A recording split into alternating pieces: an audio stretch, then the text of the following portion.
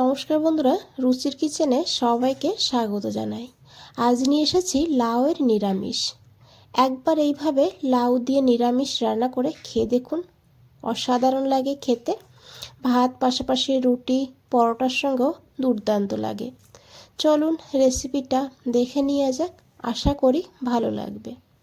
এখানে দেখুন আমি একটা লাউ নিয়েছি। আমি এখানে লম্বা সাইজের লাউগুলো নিয়েছি, তবে আপনারা চাইলে গোল লাউও এখানে নিতে পারেন। এখন এই লাউটাকে কেটে নেব। তো প্রথমেই খোসাটাকে ছাড়িয়ে নিয়েছি, তারপরে এইভাবে ডুমো ডুমো করে লাউটাকে কেটে নিয়েছি। আর লাউ আর আলু দিয়ে ঝোল করব, সেই কারণে এখানে লাগবে আলু। এখানে আমি দুটো আলু নিয়েছি মিডিয়াম সাইজের। আলুটাকেও লাউয়ের মতন করে কেটে নেব।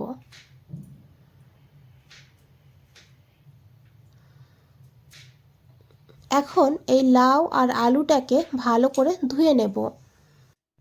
আমি যেহেতু লম্বা লাউ রান্না করেছি, সেই কারণে কাটার পরে ধুয়ে নিয়েছি। আপনারা গোল লাউ রান্না করলে তাহলে ভালো করে ধুয়ে নিয়ে তারপরে এইভাবে কেটে নেবেন, কারণ গোল লাউতে কিন্তু জলের পরিমাণটা বেশি থাকে, সেই কারণে। এখানে দেখুন আমি সবজিগুলোকে ভালো করে ধুয়ে নিয়েছি। আর এদিকে একটা মশলা বানাবো, তার জন্য একটা বাটির মধ্যে নিয়েছি হাফ চামচ রাঁধুনি। রাঁধুনি কিন্তু লাউয়ের সঙ্গে খুব ভালো যায়। তার সঙ্গে হাফ চামচ গোটা জিরা প্রথমে শুকনো অবস্থায় গুঁড়ো করে নিয়েছি। তারপরে এখানে দিয়েছি কাঁচা লঙ্কা দুটো, তবে ঝাল আপনারা আপনাদের প্রয়োজন মতন নেবেন। আর তার সঙ্গে আদা দিয়েছি 2 টুকরো, একটু জল দিয়ে বেটে নিয়েছি। এদিকে একটা কড়াইতে দিয়েছি 2 চামচ সর্ষের তেল। রান্নাটা আমি সর্ষের তেলে করেছি, তবে সাদা তেলেও করা যাবে। তেলটাকে খুব ভালো করে গরম করে নিতে হবে। তারপরে এখানে দিতে হবে বড়ি। এখানে আমি কিছু বিউলির ডালের বড়ি নিয়েছি। বড়িটাকে হালকা গোল্ডেন ব্রাউন করে ভেজে নেব। গ্যাসের ফ্লেমটা মিডিয়ামে রাখবেন।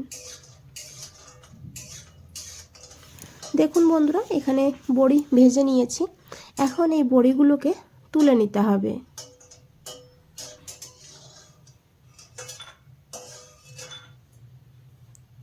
এই তেলের মধ্যে আমি কেটে রাখা আলুগুলো দিয়ে দিয়েছি।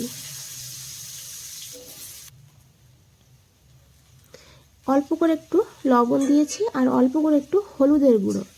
এখন আলুটাকে 2 মিনিট এইভাবে ভেজে নেব। তো দেখুন এখানে আলুটা 2 মিনিট ভেজে নিয়েছি, হালকা ভাজা হয়ে গিয়েছে। এখন এখানে দিয়ে দিয়েছি কেটে রাখা লাউ।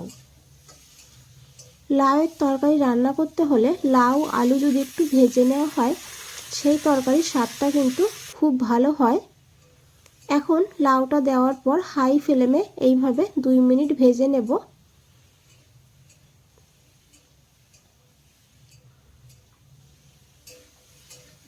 তো দেখুন বন্ধুরা, এখানে লাউ আর আলু ভাজা হয়ে গিয়েছে।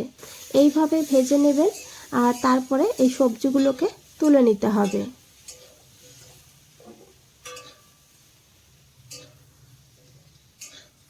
এই কড়াইতে আমি আরও 2 চামচ সর্ষের তেল দিয়েছি। তেলটাকে খুব ভালো করে গরম করে নিতে হবে। তারপরে এখানে দিতে হবে অল্প করে একটু গোটা জিরা আর অল্প করে একটু রাঁধুনি। আমি আগেই বলেছি যেহেতু নিরামিষ লাউ রান্না, তাই রাঁধুনি ফোড়ন অবশ্যই দেবেন, খুব সুন্দর ফ্লেভার হয়। দিয়েছি 2টো শুকনো লঙ্কা। ফোড়নটাকে ভালো করে ভেজে নিয়েছি। তারপরে সেই বেটে রাখা মশলাটা দিয়ে দিয়েছি জার ধুয়ে অল্প করে একটু জল। আর তারপরে এখানে 1/4 চামচ হলুদের গুঁড়ো দিয়েছি, 1/4 চামচ কাশ্মীরি লঙ্কার গুঁড়ো দিয়েছি। এতে কালারটা ভালো হবে, ঝাল হবে না। আপনারা দিতে না চাইলে না দিয়েও রান্নাটা করতে পারেন। এখন খুব ভালো করে মিশিয়ে নেব আর মশলাটাকে খুব ভালো করে কষিয়ে নেব। তো দেখুন 2-3 মিনিট মশলাটাকে ভালো করে কষিয়ে নিয়েছি আর মশলা থেকে কিন্তু তেলও ছেড়ে দিয়েছে। এখন এখানে দিয়েছি টমেটো বাটা। এখানে একটা মিডিয়াম সাইজের টমেটোকে বেটে নিয়েছি। আপনারা চাইলে টমেটোকে ছোট ছোট করে কেটেও দিতে পারেন, তবে বেটে দিলে গ্রেভিটা খুব সুন্দর হবে, সেই কারণে বেটে দিয়েছি। দিয়েছি পরিমাণ মতন লবণ, দিয়ে খুব ভালো করে মিশিয়ে নেব। আবারও 2-3 মিনিট কষিয়ে নেব যাতে টমেটোর কাঁচা গন্ধ না থাকে। তো দেখুন বন্ধুরা, আবারও মশলা থেকে তেল ছেড়ে দিয়েছে, আর এইভাবে কিন্তু ভালো করে মশলাটাকে কষিয়ে নিতে হবে। এখন এখানে দিয়ে দিতে হবে ভেজে রাখা আলু আর লাউ। আর এখন মশলার সঙ্গে লাউ আর আলুকে ভালো করে একটু সময় কষিয়ে নিতে হবে। বন্ধুরা, এখানে একটা কথা বলে রাখি, যদি রেসিপিটা দেখে ভালো লেগে থাকে একটা লাইক করে দেবেন, চ্যানেলটাকে সাবস্ক্রাইব করে পাশে থাকবেন। ফেসবুক থেকে দেখলে পেজটাকে ফলো করে দেবেন, কমেন্টসে জানাবেন কেমন লেগেছে। তো দেখুন, খুব ভালো করে কষিয়ে নেওয়ার পর এখানে আমি পরিমাণ মতন গরম জল দিয়ে দিয়েছি। জল দিয়ে খুব ভালো করে মিশিয়ে নিয়েছি।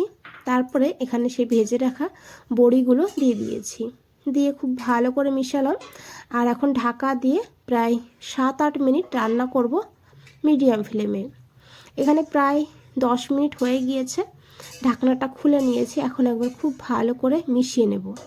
আর লাউ আলু খুব ভালোভাবে সিদ্ধ হয়ে গিয়েছে, বড়িগুলো অনেকটা জুসি হয়ে গিয়েছে, দেখুন অনেকটা ফুলেছে বড়ি। দিয়েছি সামান্য একটু চিনি, যেহেতু লাউয়ের নিরামিষ তাই একটু চিনি দিলে টেস্টটা সুন্দরভাবে ব্যালেন্স হবে। চিনিটাকে দিয়েও খুব ভালো করে মিশিয়ে নিয়েছি। এখন এখানে একটু ধনেপাতা কুচি দিয়ে দিয়েছি, দিয়ে গ্যাসটা বন্ধ করে দিতে হবে। তারপরে খুব ভালো করে মিশিয়ে 2 মিনিটের জন্য স্ট্যান্ডিং টাইমে রেখে দেব। 2 মিনিট পর বন্ধুরা ফিরে এসেছি। দেখুন কতটা লোভনীয় লাগছে দেখতে, খেতেও কিন্তু ভীষণই ভালো হয়। একবার হলেও এই পদ্ধতিতে রান্না করে দেখুন, তারপরে কমেন্টসে জানান কেমন লেগেছে। বন্ধুরা, আজ তাহলে এই পর্যন্তই, ফিরে আসছি নতুন কোনো রেসিপি নিয়ে। ভালো থাকবেন, সুস্থ থাকবেন। সবাইকে অনেক অনেক ধন্যবাদ এত সময় ধৈর্য ধরে রেসিপিটা দেখার জন্য।